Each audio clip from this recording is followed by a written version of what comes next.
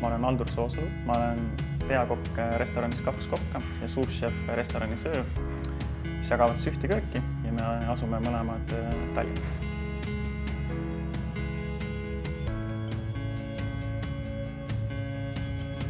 Taimse toiduni ma jõudsin läbi isikliku kogemuse.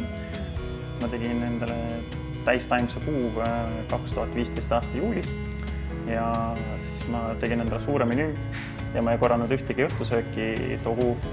Ja see näitas minu jaoks, et ma tundsin ennast kohe paremini, mul oli rohkem energiat ja mul oli üldiselt parem enesetunne.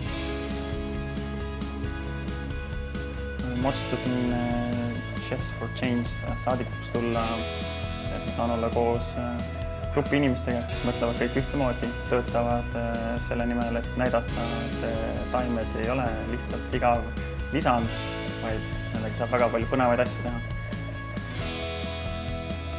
Minu soovitus kokkadele, kes alustavad eksperimenteerimist, siis taimse toiduga oleks käia turgudel.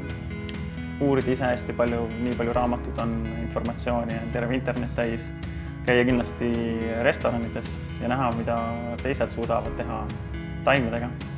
Ja põhimõtteliselt sugujutusvõime seab sulle piirid.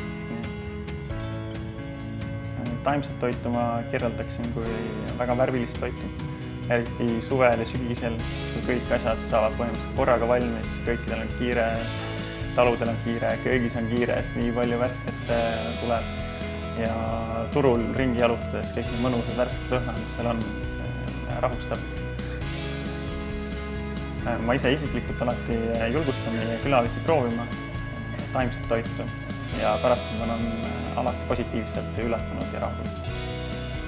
Inimesed saaksid kindlasti taimse toidu osakaalu suurendamisega alustada tasakesi, vahetada nädalas välja paar toitu taimse toidu peale ja sealt liikuda sammhaaval edasi, võib-olla vahetada välja piimatooted taimsete alternatiivide vastu ja liikuda tasa ja targu